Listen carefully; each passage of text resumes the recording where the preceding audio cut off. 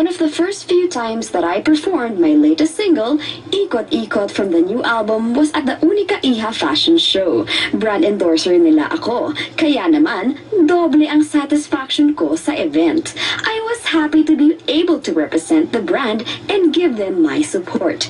At the same time, naibahagi ko rin sa audience ang Carrier single ng Expressions.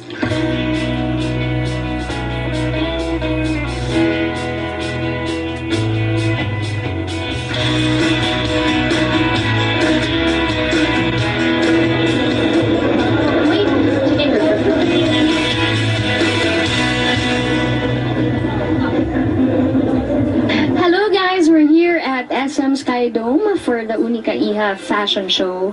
Nagkumanta po ako ng isang song, isang performance lang from my album, Ikot Ikot, it's Carrier single.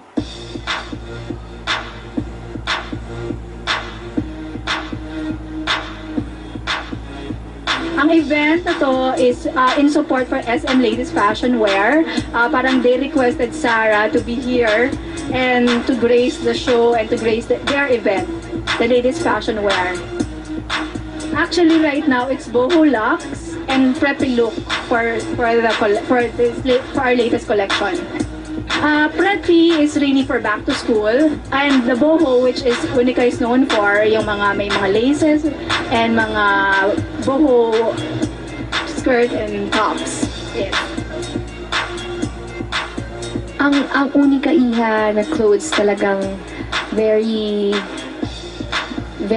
fit siya sa style natin mga modern day Filipina. Hindi siya, it's not too revealing at kumbaga stylish pa rin. At ayun, talagang para sa mga Pilipina.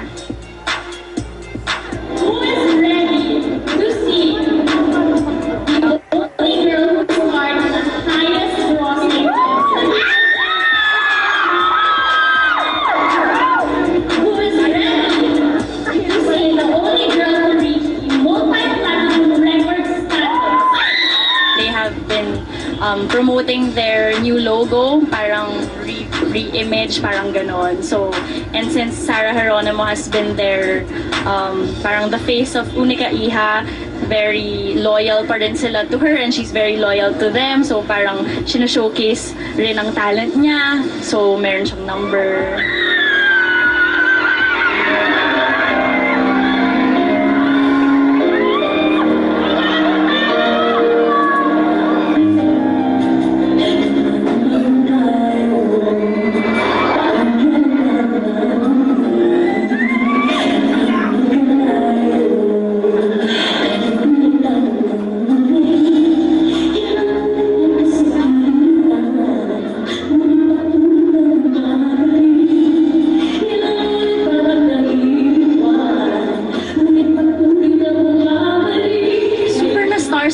Kasi first time ko mag-host sa ganitong event and first time ko rin siya makita. So sa backstage talagang super nanganganga talaga ako. Super amazing niya. Bago niyang single, I love it.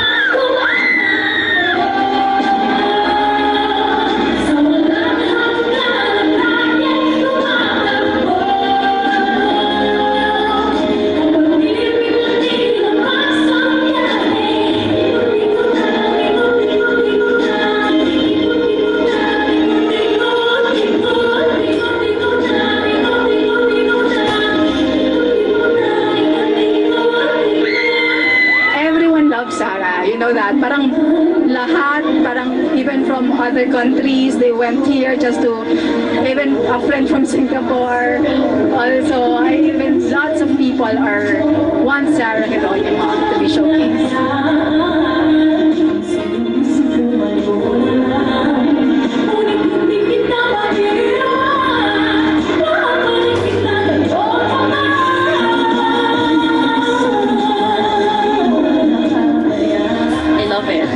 First time ko narinig and walang lip sync or anything. She really carried it. Talagang yung high note niya talagang belt out kung belt out. The voice, diba?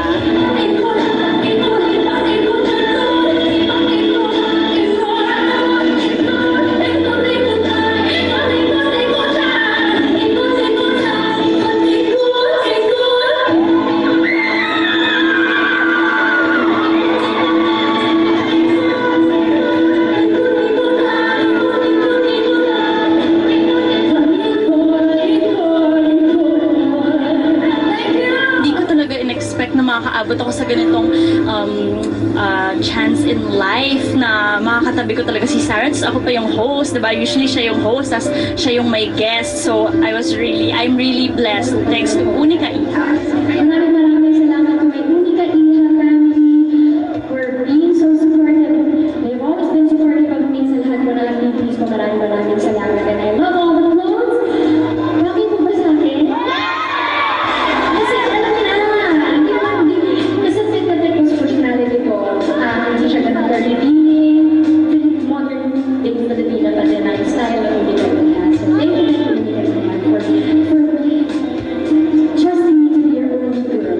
Mabait siya. She's very down to earth, and yung pag-greet talaga niya sa fans, you can really tell na she really cares and she really wants to serve as an inspiration. She really fits the role as the Unica Iha. Kasi diba, parang ang iisipin mo, ang pipiliin ng Unica Iha, yung model na matangkad, sexy, lean, slim, pero nung mga talaga na medyo chubby-chubby pa ako, nagkatiwalaan pa nila. It's a successful event, and watch out, we still have one more coming in October. Okay, so thank you so much. Thank you to Miss Sarah Geronimo. Once again, Miss Sarah Geronimo, let's give her a round of applause.